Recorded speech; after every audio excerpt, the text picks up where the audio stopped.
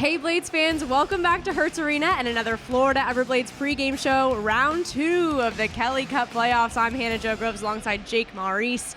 Jake, we won round 1 in a sweeping way, but all 4 games went to overtime. We are the first team in the ECHL to have ever done that. Jake, kind of give me your thoughts on that series. Jacksonville didn't make it easy. It was a tight, low-scoring affair. As you said, every game went to overtime, but the Blades came out top in each of those games. It just shows the playoff experience the team has, how different guys can show up. You had Alex Kyle, second liner, Andrew Fighton, fourth liner, Anton Malmstrom from the blue line, and then Logan Lambson on the power play. In different ways, the Blades got it done, and in every single game except for game 1, Florida at some point in the third period, they were either tied up or had the lead. They were in control of the series for the most part, outshot Jacksonville in every game.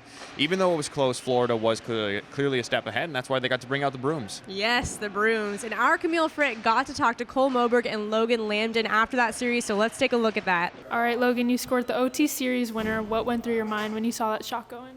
Honestly, I was just so excited to get home and have a week off to rest before the next round.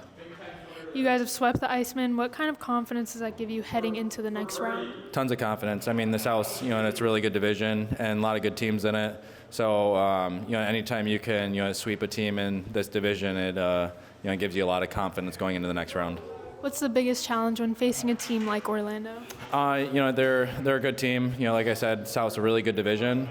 So, challenges are going to be, staying to it for a full 60 every single night that we play them, and just wearing them down so we, by the end of the series, we come out on top. Thank you and good luck. Of course, thank you. All right, Cole, you scored a goal in Game 4. How did it feel to contribute offensively in such a dominant team performance? I mean, just any help I can bring. Obviously, I'd rather keep the puck out of our net consistently, but anytime I can help get a goal and just help the offense and keep it rolling is always a good thing. How does your approach on the blue line shift when playing a team like Orlando? I mean, it's still the same. We got to defend the rush. They're good off the rush, good when we turn the puck over. They bounce back, come back right back on us. So it's just managing the puck, getting the puck in deep, and limiting the odd man rushes against. You've been through playoffs twice with the Blades. What does this group have that make you believe a 4th cup is possible? I mean, it's the same as the other ones. Everyone in here wants to win. We're such a great, tight group.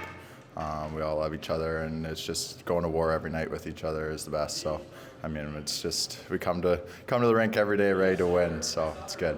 Thank you and good luck. Thank you. Thanks, Camille. So, Jake, what's funny about this is you and I started to talk about when the Blades really established that they were a comeback team, they could rally. Even it got down to the wire, they could get it done. You did say that that's not a winning strategy for the playoffs. However, they made it a winning strategy for the playoffs. Yeah. What is your take on that? I mean, it shows the experience, the confidence. This is just a group that always believes they can win every game, right? In game 1, they got a late goal in the third period to tie it and then come back, right? A couple of the other ones, like in game 4, Jacksonville was actually the team that rallied, but they didn't get shaken. They just took a deep breath, got back to their game on the bench and on the ice, and then when it came time for overtime, they were ready. They capitalized on their chances in each of the games and got the series win, and now set up against the Orlando Solar Bears tonight. Yes, and they got the sweep, so they got a little extra time. What does that extra rest do for this team coming into tonight? Well, it gives them a mental break from hockey, right? They got a couple days completely off, didn't have to come to the rink, didn't have to be on an ice surface, anything like that. They were able to enjoy time with their families, which is not something you often get during the playoffs, right? And it's juxtaposed with the Solar Bears, who went to Game 7 against the South Carolina Stingrays.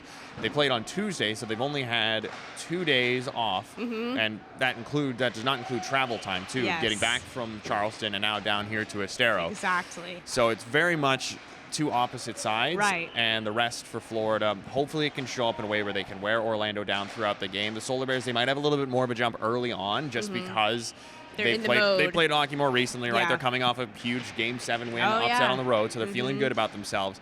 But eventually those legs will get a little more tired. Florida can pounce on that. Right. Well, let's talk about that series against South Carolina for Orlando, though. They were down 2-0 to start off. Obviously, as you just said, won it all in Game 7 on Tuesday.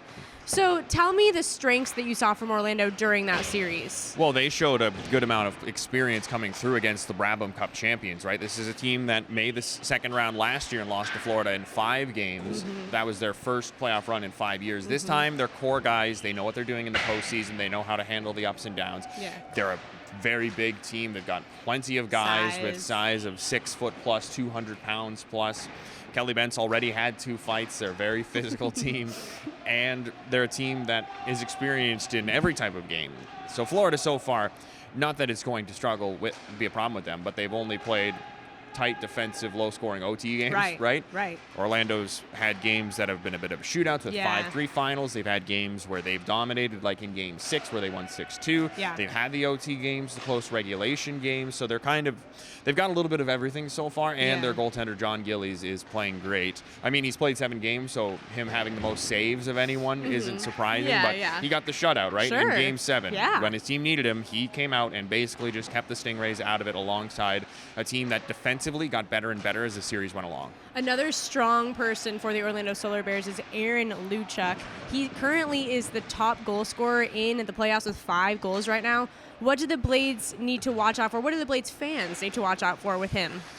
He's a really strong player. He's very smart. He knows where to go on the ice in the attacking zone to give his teammates options to get open for him. He plays with strong teammates, right? They often run that line of 3 experienced players, Tyler Bird, Braden Lowe, and Luchuk out there, and those are all guys with a combined 1,000 games of experience in this league, guys that have been through the playoffs with each other, guys that just know where the other is going to be on the ice without needing to physically look and see where they are out there. So that really helps. And he's just a guy who's got a really great shot too, right? Sometimes it's just you give a guy the spot he needs and he's going to rip it home. Absolutely. And 5 goals in 7 games plus 8 points. I think that's 4th, tied for 4th in the playoffs among all players.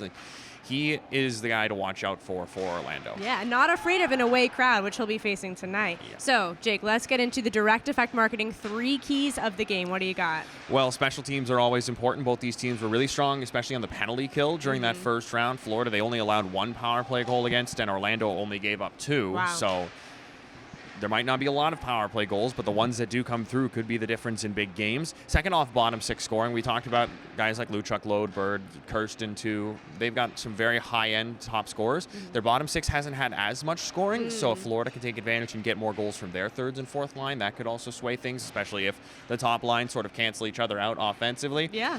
And then finally, it's going to be a physical series. You got to be ready on the walls. You got to be ready to win those pucks, get them out of the dirty areas, and get them up, especially in the neutral zone where the puck moving one way or the other can very much determine who controls possession and gets chances. Like Orlando, as I said, they got much better as the series against South Carolina went along. They're going to be trying to avoid that here, just start off the right way. Absolutely. Winning those neutral zone board battles, very important. If I remember correctly, Orlando in their franchise history has not gotten past round 2. No, not in the ECHL. They've never made it past the second round. So this is a team, they feel like it's their time, but right now it's still very much Florida's time. Oh, yeah. So we want to keep the Kelly Cup down here, not send it up the I-4. Oh, we definitely want to keep it down here. I want to mention, too, and highlight Cam Johnson, the Everblades goalie, is coming into the second round with 51 playoff victories in his career.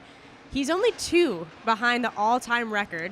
Also want to mention someone that I don't think we talk about enough here. Brad Ralph is 1 playoff victory away from his 100th playoff win. Can you just tell us a little bit about why he is so essential to this team's success? Well, those 2 guys, they've been the core constants, right, throughout this entire 3-peat run. They've been here for all of them. Yeah.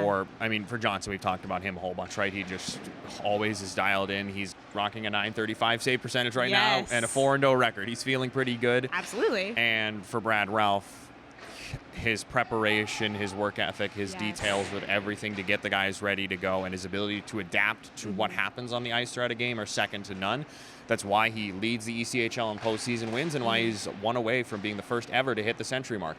Oh my gosh, that's crazy to think about. And it's someone that he's always so good walking out on the ice, saying hello to the fans, really appreciative of this home crowd. So we're appreciative as well. I'm excited to feel the energy. Next up. Without those 2 guys, those banners are not up in the rafters. Exactly. So we got to give them their flowers on that one. Next up, we've got warm-ups, and then it is round 2 of the Kelly Cup playoffs, the Orlando Solar Bears versus your Florida Everblades. We'll see you soon.